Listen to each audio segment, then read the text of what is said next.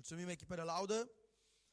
O să fim în seara asta în cartea Luca 11, 34 și 35. Aleluia. Am fost foarte entuziasmat zilele astea de această serie de predici pe care o încep în această seară. Dar discutam cu cineva și am avut o revelație în timp ce vorbeam cu acea persoană și i-am spus că revelația pe care am avut-o este că în viață totul depinde de perspectivă. Cel mai important factor în viață nu este situația prin care trăiești, nu este locul în care ești, nu este locul în care ai crescut.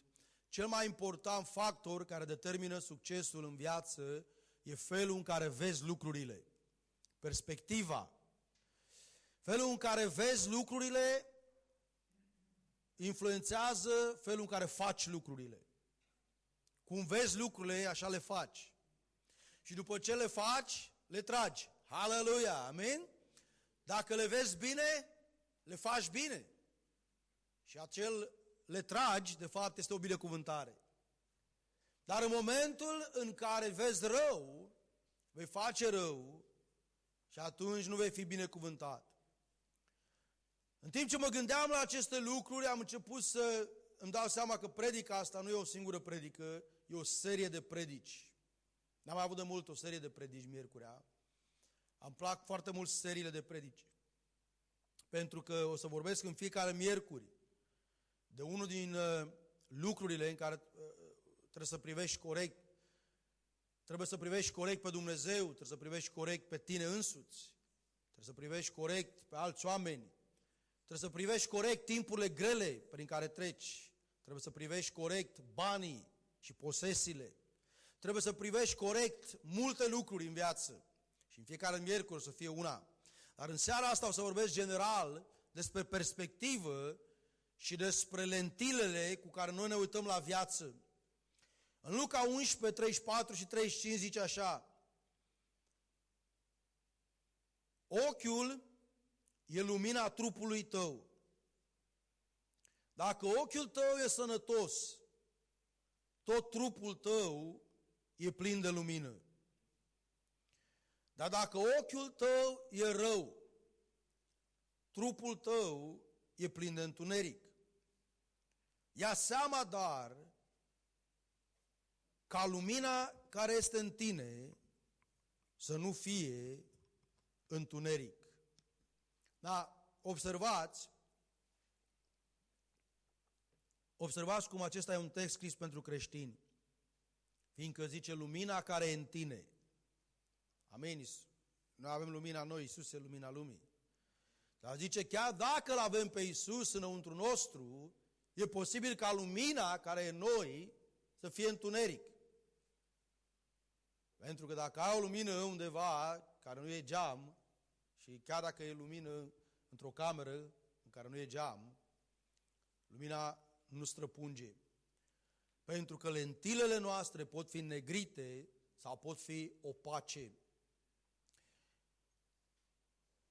Să vorbim despre importanța perspectivei un pic și după aceea o să vorbim despre câteva lentile. Perspectiva, deci, este un fel de a vedea lumea, un fel de a vedea viața, un fel de a vedea oamenii. Și diferența dintre o viață victorioasă și una înfrântă e perspectiva. Diferența dintre tine când ești bucuros și dintre tine când ești posomorât este perspectiva.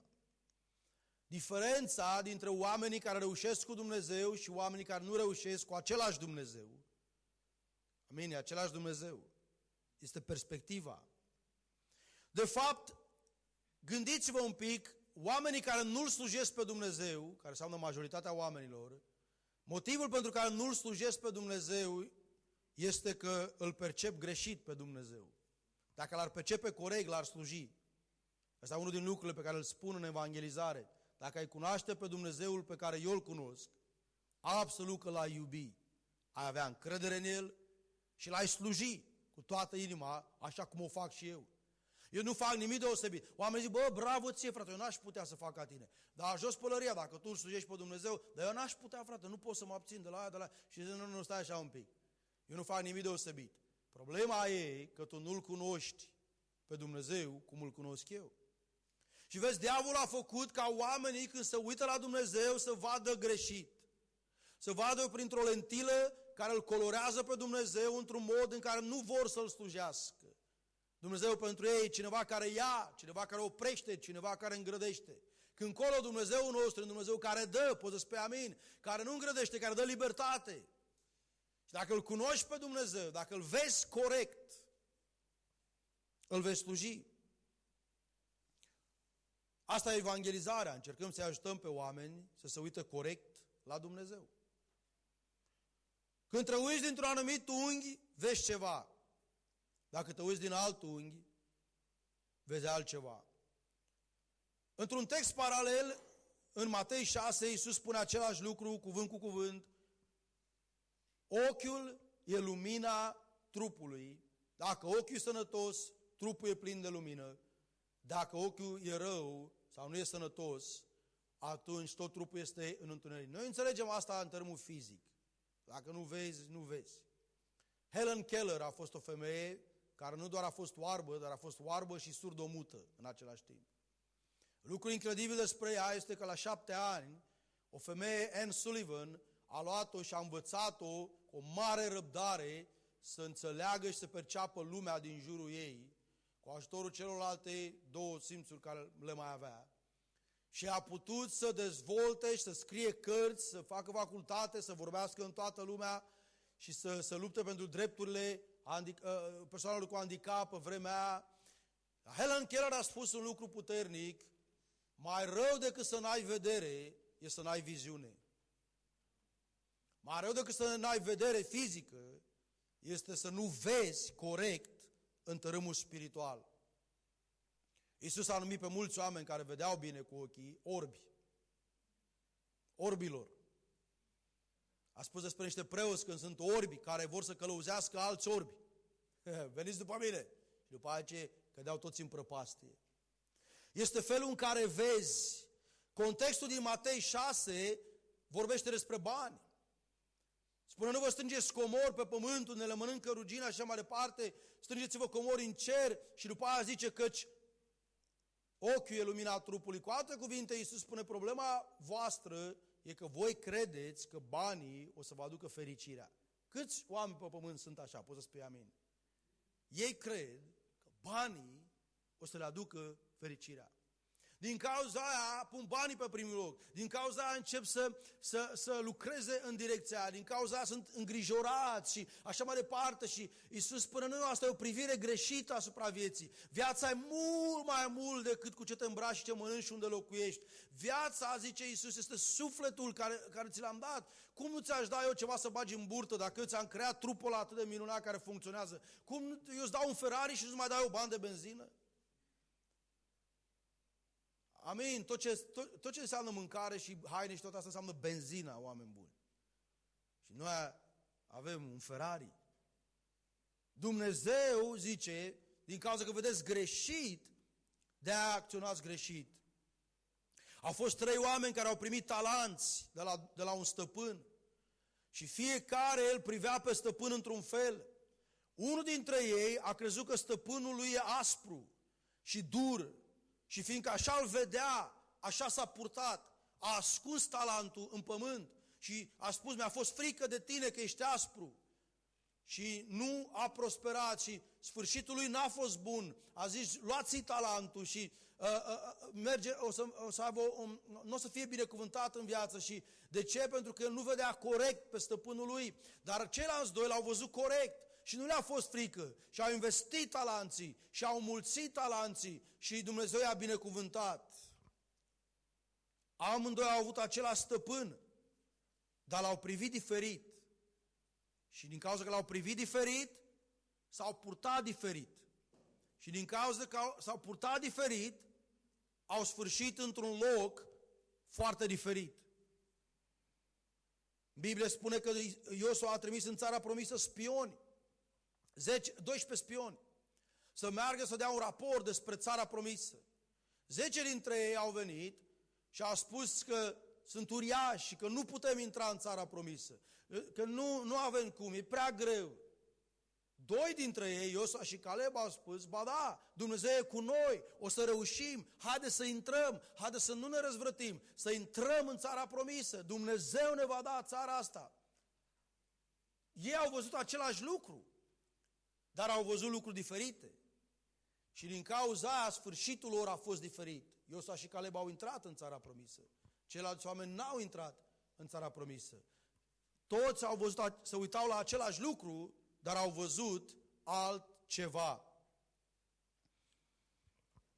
Când vorbim ceva despre un lucru anume, toată ființa noastră se raliază și tot creierul nostru se adună ca să confirme ceea ce noi am spus despre un lucru. Gândiți-vă la acest lucru. Dacă eu zic România e o țară minunată și frumoasă, atunci oriunde mă duc găsesc dovezi pentru acest lucru, nu-i așa? Ia, uite cascada asta, uite la Moici, uite acolo, uite voi omul ăsta, om bun, om deschis, vecinul, cu tare, și văd și strâng dovezi. Dacă cineva zice, cum zicea unchiul meu, România e țara lui Rahat Vodă, de el zicea mai altfel, atunci el găsea mereu motive, oriunde mergea, venea într-o groapă sau nu știu ce, sau se întâmpla asta și zicea, bă, incredibil, și găsea tot timpul motive și odată era constipat. Și era foarte ofticat și zicea, bă, în țara asta, bă, nu știu cum, bă, știi cum e în Germania, mă, știi cum e dincolo, bă, te duci la farmacie și ceri o pastilă, mă, o pastilă. Și îți dă pastila aia, o iei și te duci la, nu mai ești constipat, mă. Și noi eram fascinați, nu, cred, mă, că noi făceam clisme, făceam astea. Și spune, nu, mă, bă, tu nu știi cum e dincolo, mă. Acolo totul, mă, e rai, mă, pe pământ. Și când ajungi acolo, tot creierul tău și toată treaba, totul funcționează ca să nu vezi nimic greșit. Amin. Este totul percepția. Dacă eu zic, cu tare om e om bun, e un băiat bun, voi găsi motive ca să susțin acest lucru. Și peste tot voi vedea dovezi. Ascultați-mă încă un pic, fiecare vede ceea ce programează creierul lui să vadă.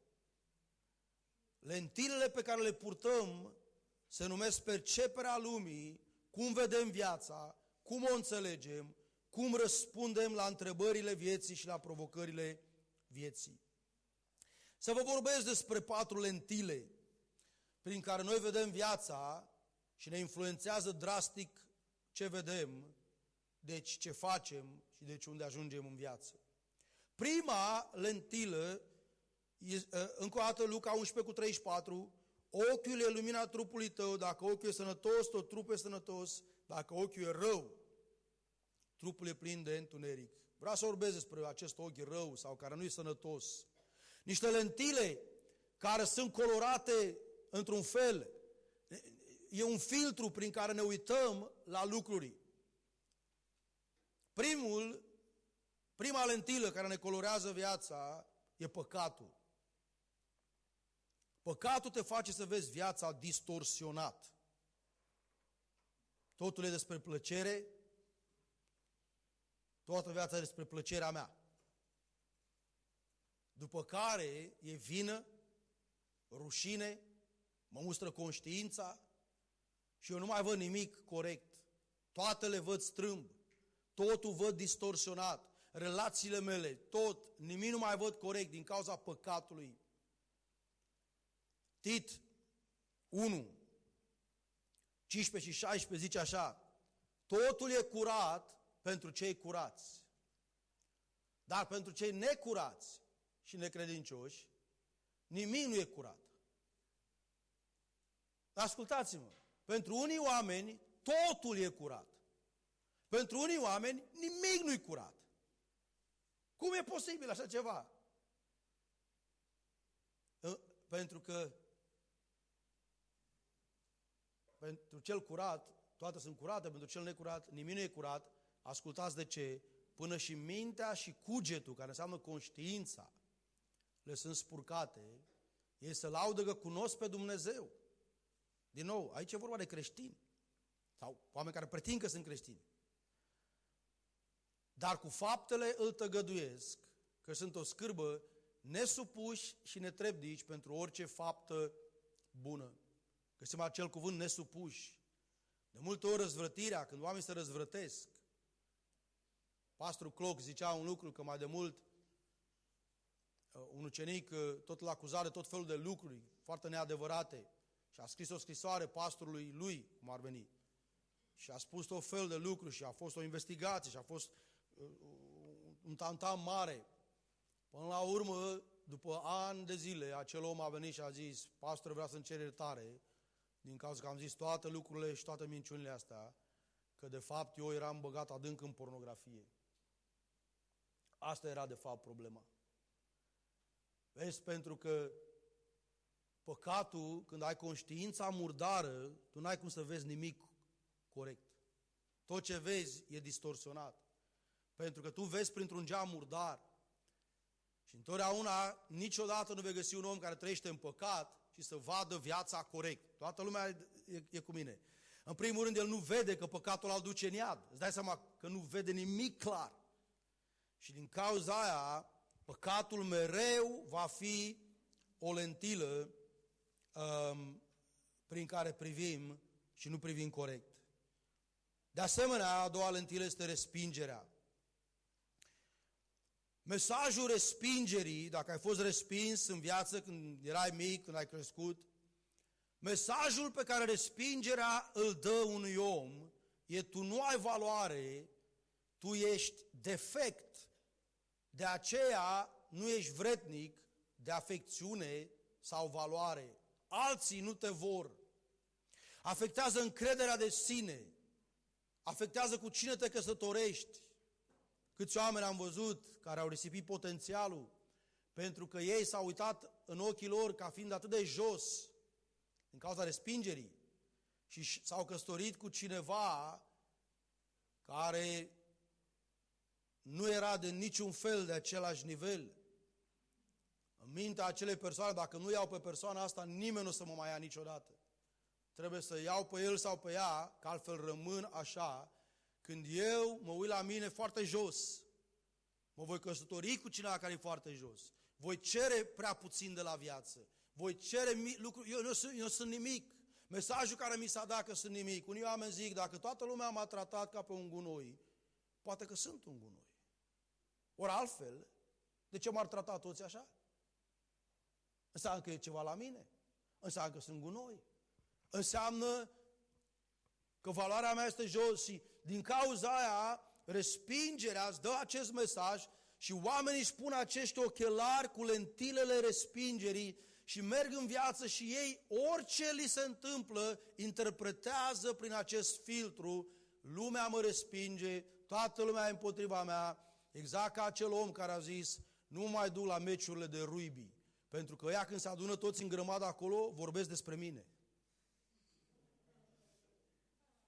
Și oricât ar râde noi, asta nu e departe de unii oameni. Sunt unii oameni care intră într-o biserică ca asta, 100 de oameni. Văd doi oameni că vorbesc într-un colț și sunt convinși că vorbesc despre ei. Cu alte cuvinte, 100.000 de oameni în tribună și ea s-au adunat acolo ca să discute despre tine. Mereu le spun oameni: ascultă-mă, tu nu ești așa de important ca să-și piardă cineva creierul și neuronii, să te sapă pe tine, să vorbească despre tine, să nu te sufere fix pe tine. Ascultă-mă, majoritatea oamenilor nu se gândesc la tine niciodată decât când te văd. Oamenii nu stau niciodată să-și bată capul cu tine sau cu mine. Poți să spui amin.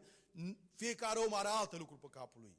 Dar vezi tu, sunt acești ochelari. Dacă cineva a lăudat, înseamnă că nu m-a lăudat pe mine. Dacă cineva e binecuvântat, asta e o respingere a mea. Orice se întâmplă e privit prin ochii respingerii și oricine e promovat înseamnă că eu am fost respins, oricine e binecuvântat înseamnă că eu n-am fost și totul e privit prin această lentilă. Dar Dumnezeu a spus acest lucru despre poporul său în Ezechiel 16.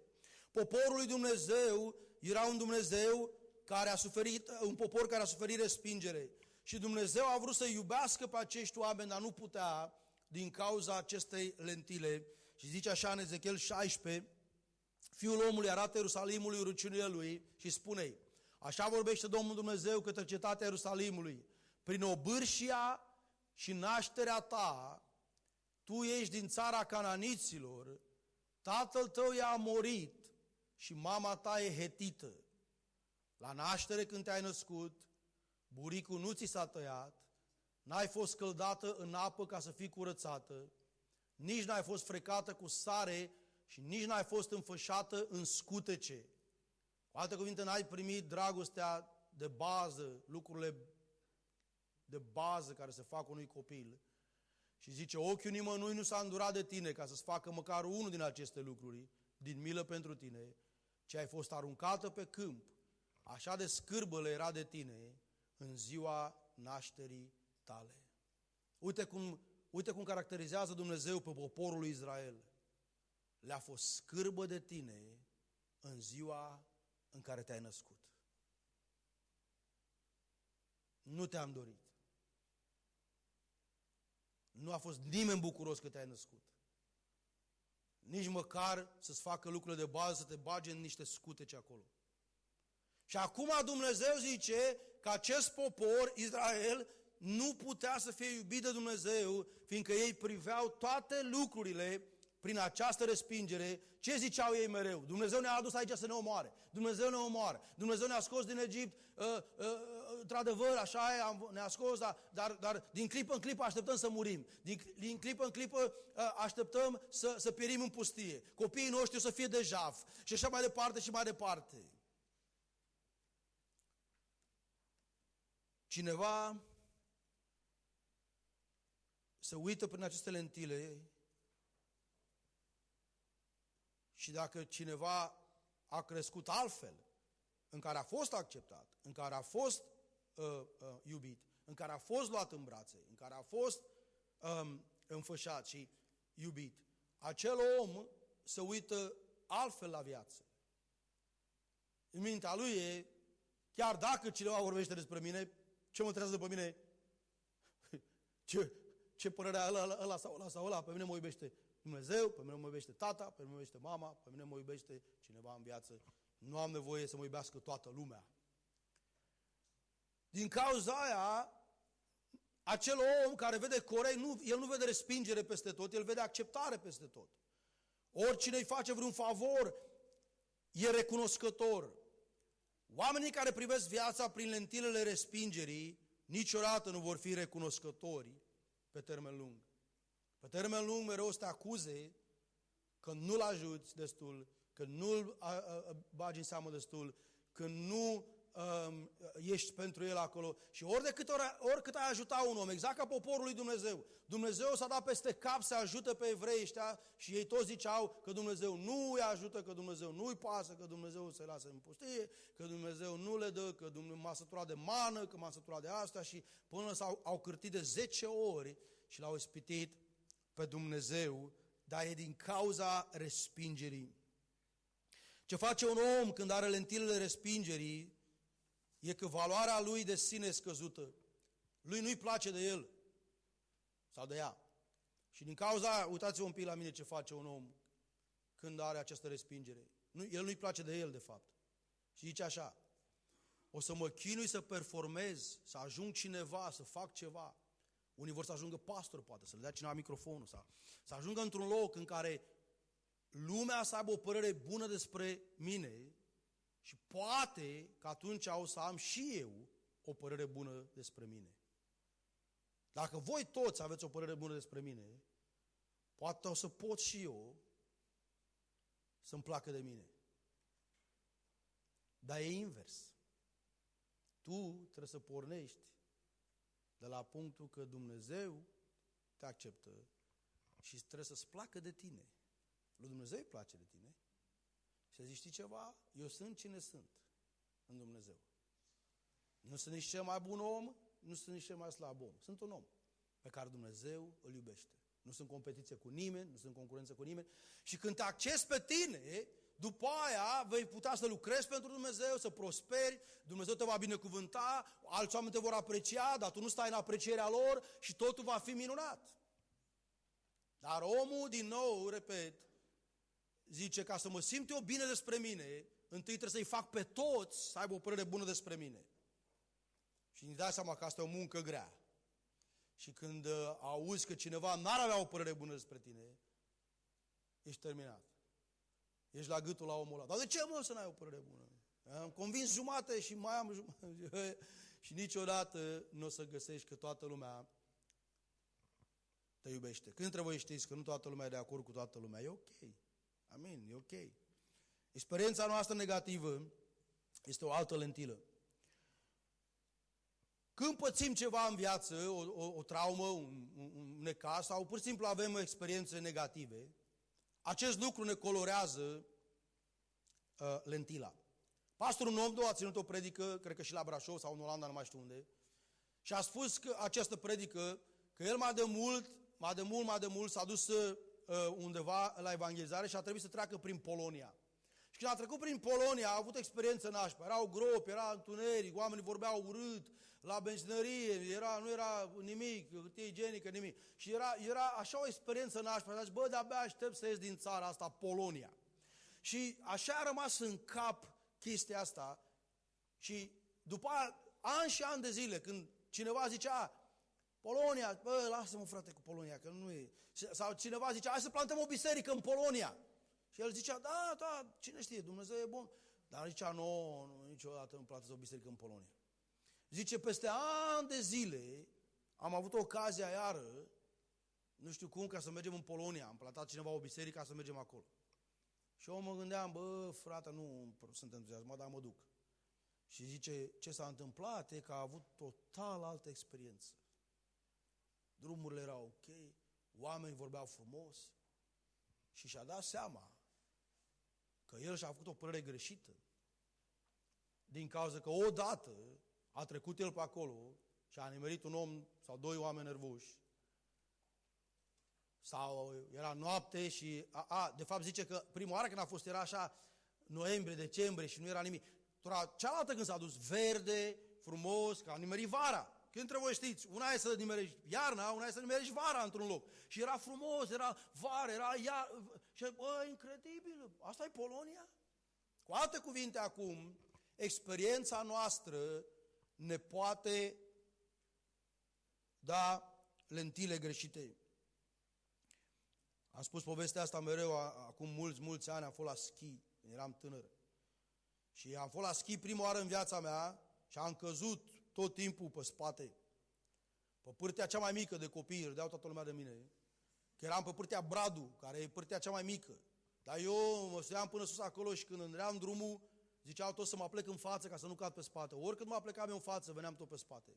Și după aia mă duceam până jos, așa, și după aia, dar ce e asta, mă, frate? Iar acum urcă-te sus iară, dă-ți drumul. Când îndream drumul, puțin reușeam, restul iar cădeam. După aia am căzut, mi s-a sucit piciorul, am rupt schiul în două, care era împrumutat. Exact ca la cu toporul, Doamne, era și împrumutat. Și după aia m-a durut glezna, mi-a sucit glezna. Și țipam la prietenul meu, la Dan Petrean, să vină să scoată glezna din zăpadă și el ardea de nu mai putea. Și am zis, bă, știi ceva, ce ziceam eu la oameni? Mie nu-mi place la schi. Nu e fain. Nu înțeleg pe oamenii ăștia care merg la schi. Nu e fain la schi. E nașpa la schi. Schiul e cea mai mare tâmpenie. Te sui acolo și pe acasă. Nu.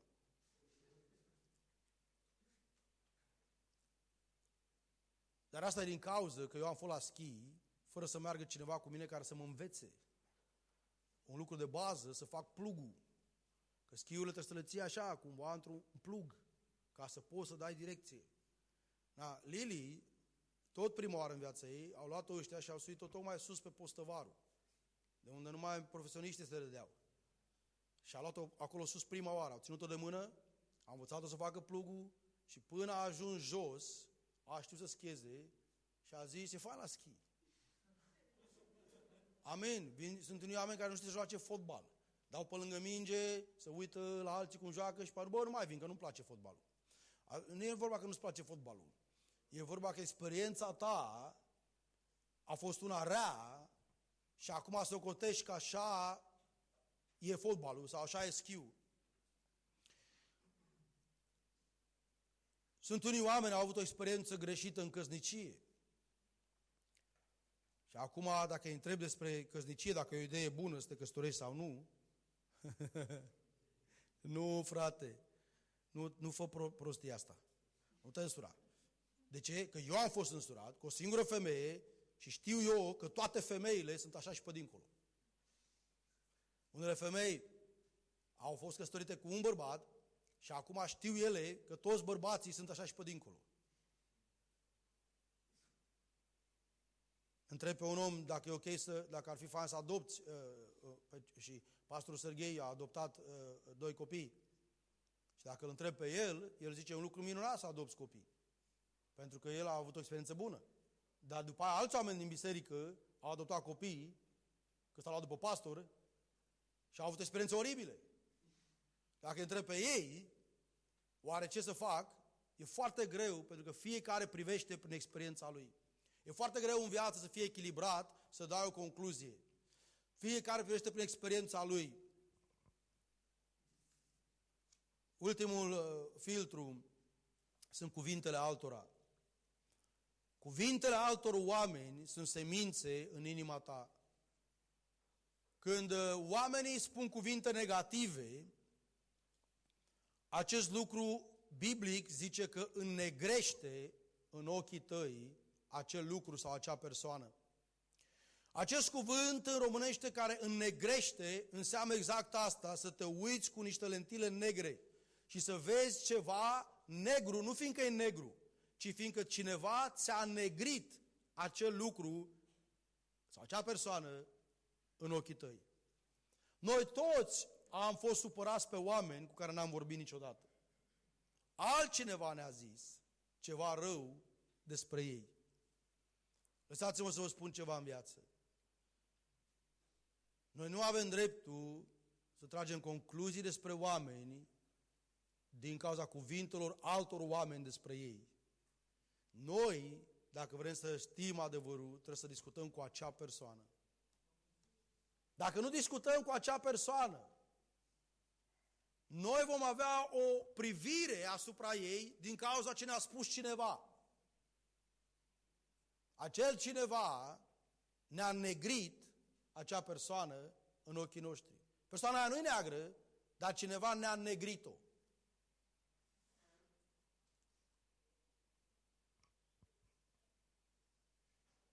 Părea adevărat.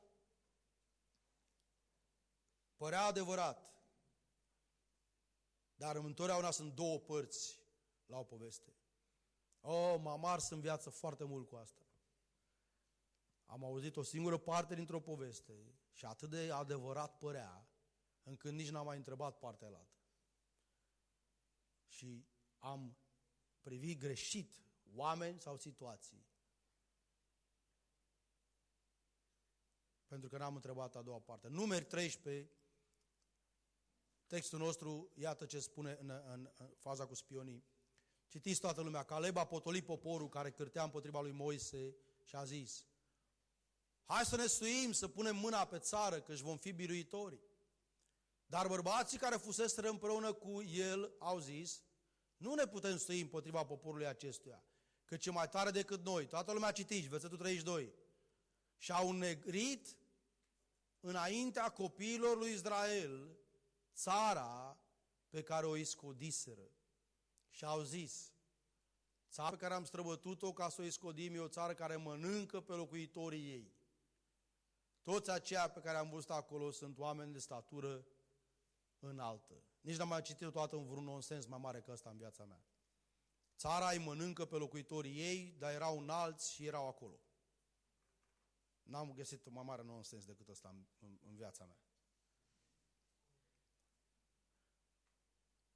Dar zice, au negrit țara. Țara promisă. Sunt oameni care negresc biserica. Oameni care negresc oameni, care negresc voia lui Dumnezeu. Asta, bă, că așa am vrut și eu să fac voia lui Dumnezeu, să fac... Câteodată oamenii au fost în slujire. Și cineva zice, cum e fain să fiu și eu trimis pastor. Dacă n-ai grijă, poți să negrești voia lui Dumnezeu. Iată un exemplu din Biblie. 2 Samuel 16 și 19. Un exemplu puternic, clasic, dar vreau să vă vedeți că folosește același cuvânt. Ascultați ce zice. Era pe vremea aia când David a fugit din cauza fiului său care s-a răzvrătit. Și în acel moment David a fost în pustie și la el au venit din Ierusalim mai mulți oameni care s-au alăturat lui. Dar la un moment dat a fost că David a făcut legământ cu Ionatan să aibă grijă de familia lui. Ionatan a murit. Și la urmă David a întrebat, mai e vreun copil de-al lui Ionatan să-l binecuvântez? A spus, este un băiat al lui Ionatan, îl cheamă Mefiboset și e olog de ambele picioare. Aduceți-l aici. Mefiboset a venit tremurat de frică și David a spus, nu-ți fac nimic. Vreau să te binecuvântez, fiindcă ești băiatul lui Ionatan cu care am făcut legământ. Vreau să stai la masa mea, vreau să mănânci cu mine. Și l-a chemat pe un slujitor de-al lui Mefiboset, care îl chema Țiba. Și a zis, bă, vină încoace. Fii atent, tu trebuie să muncești toate pământurile lui Ionatan și a lui Saul, care, bunicul și tatălui Mefiboset, care e olog, tu trebuie să muncești toate pământurile și să-i dai venitul lui Mefiboset. Și tu ți iei partea ta, tu ești slujitorul lui. Și Țiba a zis, da, ce mare binecuvântare, așa o să facem. Și au primit toate pământurile astea care au fost moștenite. Mefiboset era olog. Dar atunci când David era în pustie, acest slujitor Țiba a luat niște mâncare, a luat smochine, a luat de toate și s-a dus în fața lui David. Și a zis așa, când trecuse David puțin de vârf, iată că Țiba, slujitorul lui Mefiboset, a venit înaintea lui cu 2 măgari înșeuați, pe care erau 200 de pâini, 100 de turte de stafide, 100 de roade de vară și un burduf cu vin. Și împăratul a zis lui Țiba, ce vrei să faci cu acestea? Și Țiba a răspuns, măgarii sunt pentru casa împăratului, pentru călărie, pâinile și roadele de vară pentru hrana tinerilor și vinul pentru potolirea setei celor ce vor fi obosiți. Împăratul a zis, unde e fiul stăpânului tău? Adică unde e Mefiboset? Țiba a răspuns împăratului, iată, a rămas la Ierusalim, căci a zis, astăzi casa lui Israel îmi va da înapoi împărăția tatălui meu. Asta nu era adevărat. Și împăratul a zis lui Țiba, tot ce al lui Mefiboset este al tău. Și Țiba a zis, mă închin cu plecăciune să capăt trecere înaintea ta, împărate, Domnul meu. Vor fi oameni care îți vor spune ție lucruri rele despre alți oameni ca să câștige ei ceva. Țiba a ieșit înaintea lui David cu un dar. De-aia e foarte complicat când ești într-o poziție oarecare și oamenii vin cu daruri. Nu că întotdeauna nu le primești, dar nu știi dacă darul ăla are o coardă legată de el. Pentru ce sunt toate astea? Pentru tinerii care sunt nu știu ce. Și unde este stăpânul tău?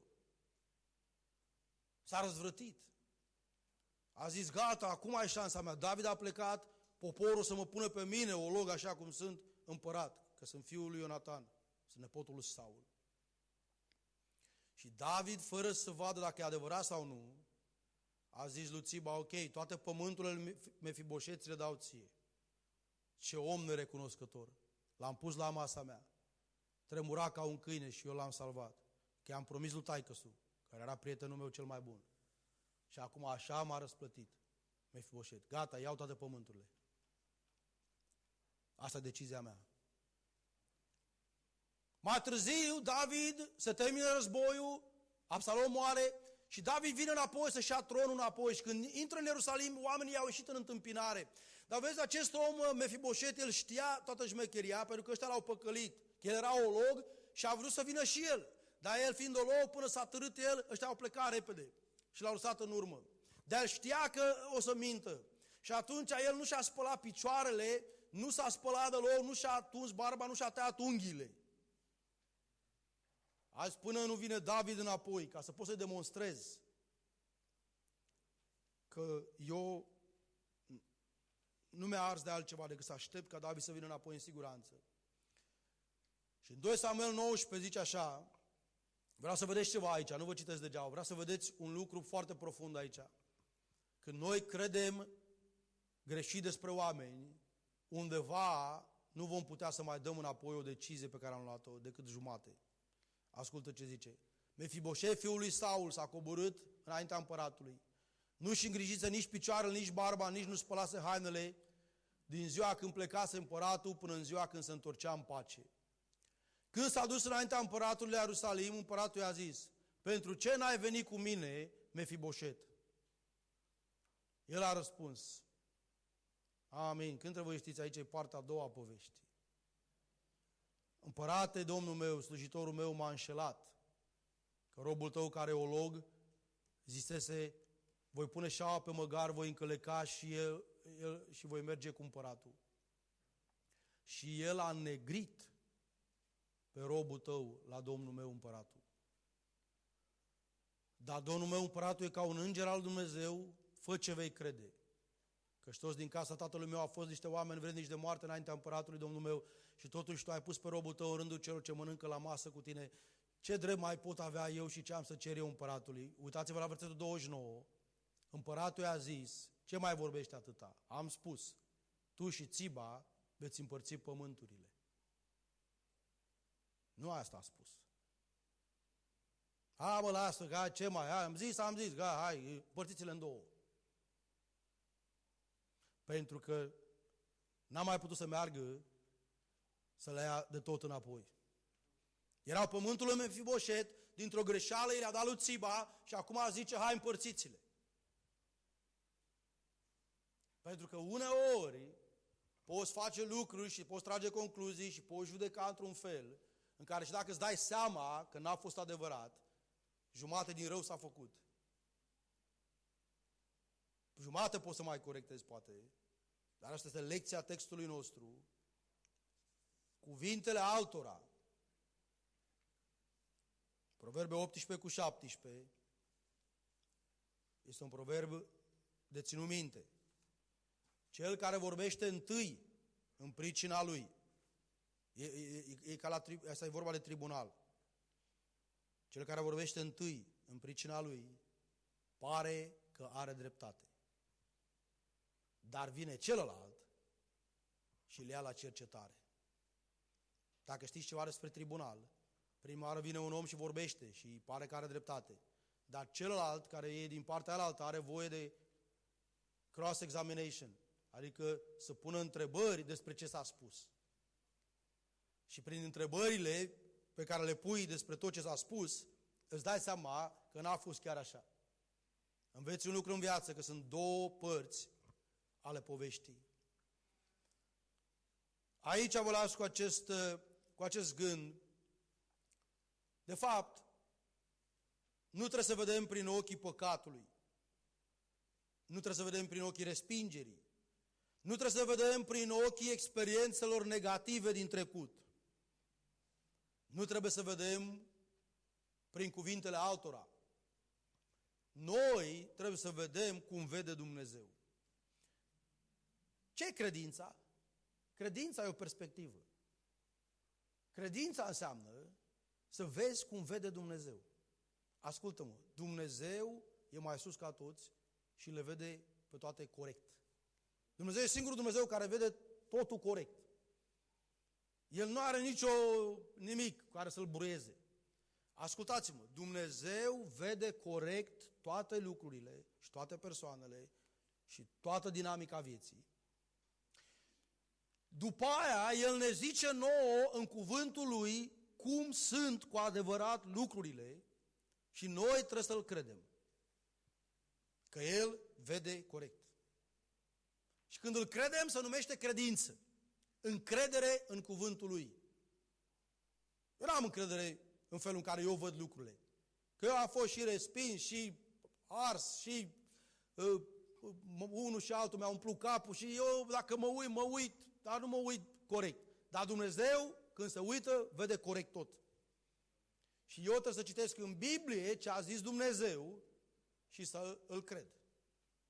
Amin? E ca și cum e cineva care e foarte expert într-un lucru și zici, bă, știi ceva, eu îl cred pe ăsta, că știe ce vorbește. Dacă nici ăsta nu mai știe. Dacă nici ăsta nu mai știe cu ce să mănâncă treaba asta. Eu cred. Eu cred ce zice omul ăsta, pentru că este expert în acel domeniu. Dumnezeu e creatorul cerului și al pământului. Și El știe mai bine. Hai să vă citesc un text cu care închei. Luca 1, de la 18 la 20. E un text favorit al meu în Biblie pentru că este un om, Zaharia, care se roagă de mult pentru un fiu și acum e bătrân cu soția lui și n-au copii. El e preot, slujește și a venit îngerul să-i zică că o să aibă un fiu și că o să îi se răspundă la rugăciune. Dar Zaharia nu l-a crezut. Zice așa, Zaharia a zis îngerului, din ce voi cunoaște lucrul acesta, fiindcă eu sunt bătrân și nevasta mea e înaintată în vârstă. Haleluia! Ăsta e un om care, aici e secretul căsniciei. Cine a observat eleganța acestui om, Zaharia? Eu sunt bătrân și soția mea e înaintată în vârstă. Atenție! Asta ne arată de ce a reușit să stea căsătorit până la capăt. Soția mea nu-i bătrână, e înaintată în vârstă. Eu sunt bătrân. Ascultă. Drept răspuns, îngerul i-a zis, că de unde să știu eu? Cum? Eu sunt bătrân, soția mea e bătrână, de unde știu eu că o să am un fiu? Nu cred. Și îngerul, iată ce răspuns îi dă. Îi zice, eu sunt Gabriel, care stau înaintea lui Dumnezeu. Și am fost trimis să-ți vorbesc și să te aduc această veste bună. Iată că vei fi mut și nu vei putea vorbi până în ziua când se vor întâmpla aceste lucruri, pentru că n-ai crezut cuvintele mele, care se vor împlini la vremea lor. Ascultați-mă, înaintea lui Dumnezeu necredința e treabă serioasă. Mă gândeam la omul ăsta, săracul, după ce că era bătrân, era preot, era un om neprihănit, i-a dat Dumnezeu un copil și acum 9 luni, care soția e însărcinată, el nu a putut să vorbească. Făcea semne. E că Dumnezeu a vrut să-l pedepsească pentru lucrul ăsta. Că a zis așa, bă, Zahario, cum? Tu îți dai seama cu cine vorbești? Eu, Gabriel, vin dinaintea lui Dumnezeu. Direct de la Dumnezeu, care a creat cerul și pământul și universul și pe tine și pe Elisabeta și pe toți. Dumnezeu e creatorul la toate lucrurile. Și tu îmi spui mie că ești bătrân? Ești bătrână? Dar de unde știu eu? Păi eu am venit dinaintea lui Dumnezeu. Eu stau în gura lui Dumnezeu și El mi-a zis să zic treaba asta și eu am venit să zic ție ce a zis Dumnezeu și tu nu crezi? Păi da, eu sunt bătrân, păi da, e așa, dar uite așa, dar soțul meu, dar ăla e așa, dar... N-are cum să fie mântuit cu tare, că e prea rău. N-are cum aia, că e aici în România. Ascultă-mă. Fii mut. 9 luni. Cum să nu crezi ce zice Dumnezeu? Bă, Dumnezeu! Deci a zis, bă, tu nu înțelegi, eu sunt Gabriel, eu nu am venit de pe câmp, eu am venit direct de la Dumnezeu. Să zic ție că să ai un copil și tu zici mie că ești bătrân. Toată lumea înțelege ce vorbim noi aici? Noi vorbim de Dumnezeu. Dacă nici Dumnezeu nu mai știe cum e treaba. Păi dacă Dumnezeu a zis o să-i mâncați pe ăia cât 3 metri, cât au ei. Păi îi mâncăm. Așa a zis Caleb, îi mâncăm. Păi dacă Dumnezeu a zis lui Maria, vei rămâne însărcinată chiar dacă n-ai bărbat. Ce a zis Maria? Toate la Dumnezeu se poate. Amin? Păi nu stai așa că eu n-am bărbat, stai așa că l-ai bătrân, stai așa că asta e așa, stai așa. Noi ne învârtim aici, ne potignim. Nu, stai așa un pic. Dumnezeu a vorbit. Și dacă noi credem, atunci ne uităm cu lentilele lui Dumnezeu. Toată lumea înțelege acest. Noi trebuie să avem niște ochelari care vedem prin prisma Bibliei. Toată viața noastră o vedem prin ochelarii lui Dumnezeu. Și așa vom putea să avem perspectiva corectă. Fiecare miercuri o să abordăm un subiect în care e important să vedem corect ca să avem succes în acel domeniu, în acel sector unde o să vorbim. Hai să ne rugăm în prezența lui Dumnezeu. Haleluia! Eu sunt Gavril, care stau înaintea lui Dumnezeu. Nu-ți fie frică. A fost mereu mesajul îngerilor. Nu-ți fie frică. Eu am creat lumea. Creștinul care e în acest loc, ai grijă ca lumina din tine să nu fie întuneric.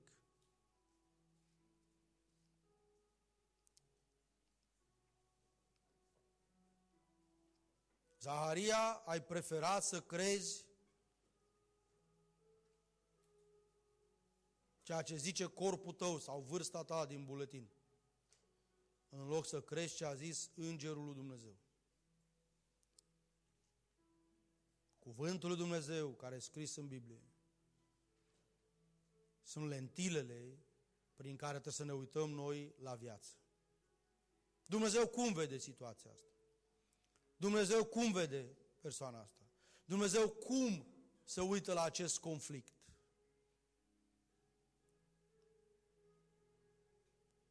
Cum vede Dumnezeu, ca să văd și eu la fel?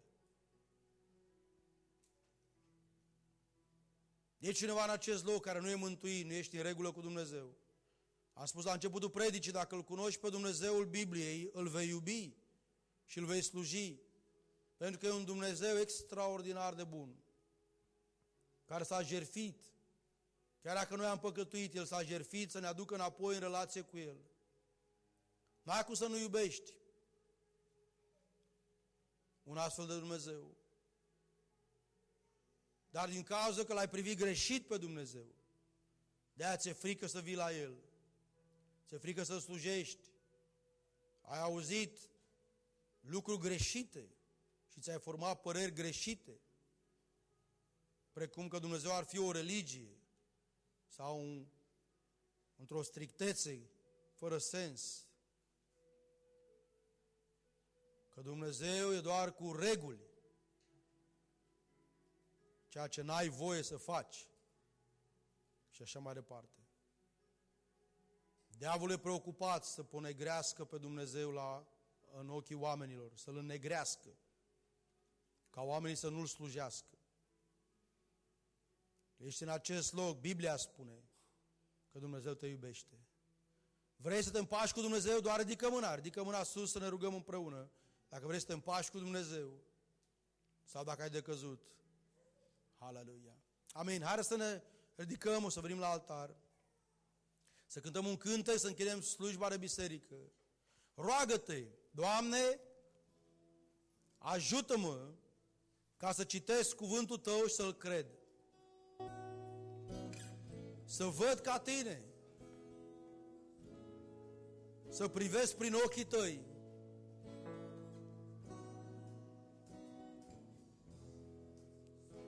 Kira la rabo sandara la masiria. Kiro lo robo siria rababariaba mandara.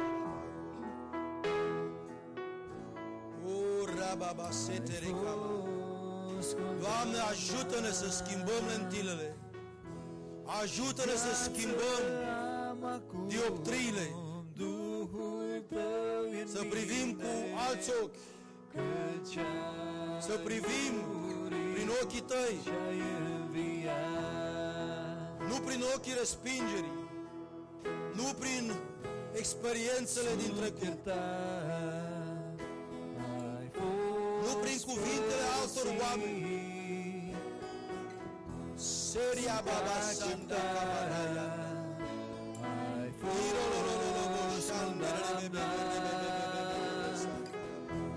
Și viață am acum, Duhul Tău e în mine, căci ai murit și-ai înviat.